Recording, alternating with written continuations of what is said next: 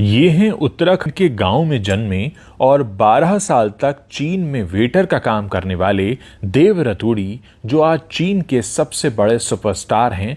और इतना ही नहीं, आज चीन की पाठ्यपुस्तकों में इनकी जिंदगी की कहानी पढ़ाई जा रही है।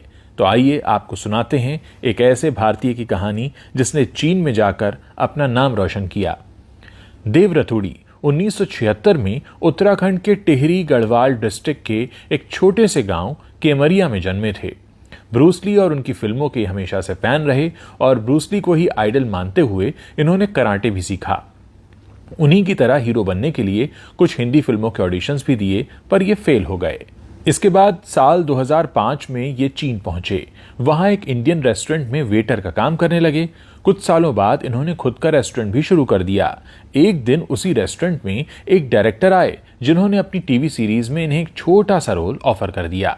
आज देव चीन में जाने माने फिल्म स्टार हैं। उससे भी बड़ी बात यह है कि उनकी कहानी शॉन्गसी प्रांत के शियान शहर के स्कूल की किताबों में पढ़ाई जा रही है। उनकी लाइफ स्टोरी को गरीब से अमीर बनने की इंस्पिरेशनल स्टोरी के तौर पर 7th क्लास के सिलेबस में शामिल किया गया है। 1976 में उत्तराखंड में जन्मे देव के पिता असल में किसान थे।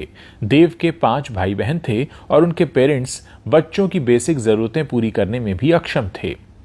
1993 में 10वीं कक्षा पास करने के बाद देव काम ढूंढने नई दिल्ली पहुंचे। यहां उन्होंने पैसे कमाने के लिए कई छोटे मोटे काम किए।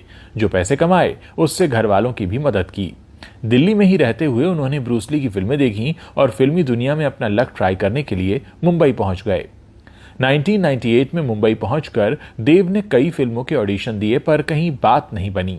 बी.आर. चोपड़ा की महाभारत में दुर्योधन का रोल निभाने वाले पुनीत इस्सर के सामने भी इन्होंने एक फिल्म का ऑडिशन दिया, लेकिन वहां भी फेल रहे। 2005 में देव चीन पहुंच गए और वहां उन्होंने एक इंडियन रेस्टोरेंट में वेटर के तौर पर काम करना शुरू कर दिया। और ऐसा काम करते हुए उनकी पहली सैलरी मात्र 1650 युआन यानी करीब 18,000 रुपए थी।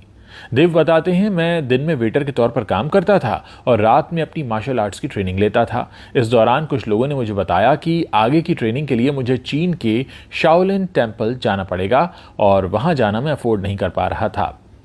फिर अगले 7 सालों तक देव ने जमकर मेहनत की और कई अलग अलग रेस्टोरेंट्स में काम किया। वो वेटर से लेकर फिर मैनेजर बन गए।